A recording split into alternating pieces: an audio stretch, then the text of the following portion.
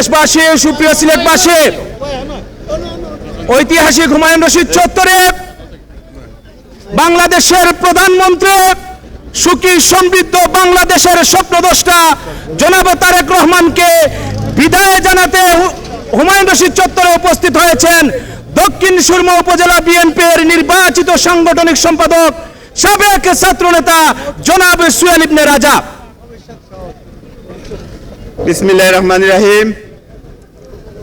আজকে আমরা এখানে উপস্থিত হয়েছি আমাদের বিএনপির চেয়ারম্যান, বাংলাদেশ গণপ্রজাতন্ত্রী বাংলাদেশ সরকারের মাননীয় প্রধানমন্ত্রী, আমাদের বৃহত্তর সিলেটের জামাই, আমাদের দুলাভাই জনাব তারেক রহমান সাহেব আমাদের সিলেটে আসছেন।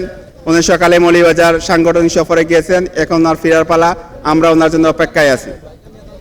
উপস্থিত সবাইকে আমার পক্ষ থেকে, দক্ষিণ সুরমা উপজেলা বিএনপির পক্ষ থেকে সংগ্রামের শুভেচ্ছা, বিপ্লবী অভিনন্দন জানাচ্ছি। আমরা দীর্ঘদিন থেকে এই ফ্যাসিবাদের বিরুদ্ধে লড়াই করে একটি সুখী সমৃদ্ধ বাংলাদেশ গড়ার প্রত্যয় নিয়ে আমাদের নেতা দেশ জুড়ে ঘুরে বেড়াচ্ছেন। তার সেই প্রত্যাশাকে পূরণ করার জন্য আমরা সর্বদা প্রস্তুত রয়েছি। আমরা যেখানে যে সময় যেভাবে আমাদেরকে কাজে লাগানো হবে আমরা কাজ করে যাব। দেশ করার ক্ষেত্রে আমরা জনাব তারেক রহমানের সহযোগী হয়ে আমরা সবাইকে সাথে নিয়ে আমরা কাজ করবো ইনশাল্লাহ। সবাইকে ধন্যবাদ। আসসালামু আলাইকুম।